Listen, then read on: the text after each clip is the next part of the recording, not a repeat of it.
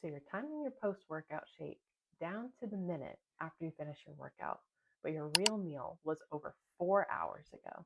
And you're crushing pre-workout on an empty stomach before your leg day. That's not being strategic. It's actually the reason why you're dragging through your sets, not progressing in the gym, and ultimately not losing weight on the scale. So your performance window actually opens hours before you start training. When your glycogen is low and your blood glucose is even lower or dropping, no amount of caffeine or BCAAs are going to salvage your workout, at least not compared to what an actual full meal a few hours before you started your exercise could have done. Energy availability over the course of the entire day is actually what's going to drive the quality of your training, drive your recovery, and going to impact whatever you're going to achieve for your body composition. Now, that being said, food timing around your workout is important.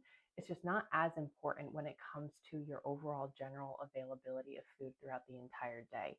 When you're looking at pre-workout, intra-workout, post-workout nutrition, these are more cherries on top of the ice cream if you're already doing the foundational concepts.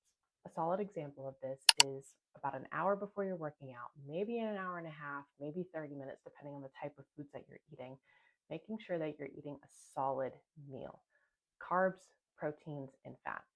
You get your workout in. Let's say it's a heavy leg day. You might want to throw in 20, 30 grams of intra-workout carbs in terms of like some fruits or some rice cereal or even a Gatorade.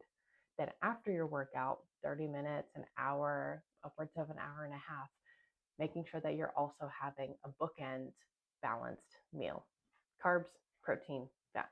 This type of nutrient availability is going to way outperform anything that you could have done on an empty stomach and some caffeine. I can tell you with confidence that the women that look like they lift and they look like they're fit, they're not just focusing on what they're eating right after a workout.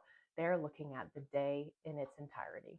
They eat enough and they eat consistently around work, around their life, and they're putting food in their body that's actually going to impact their training. So the real question here is, are you eating food that is going to impact your body and your physique, or are you just supplementing your way into the gaps of what you should be filling with food?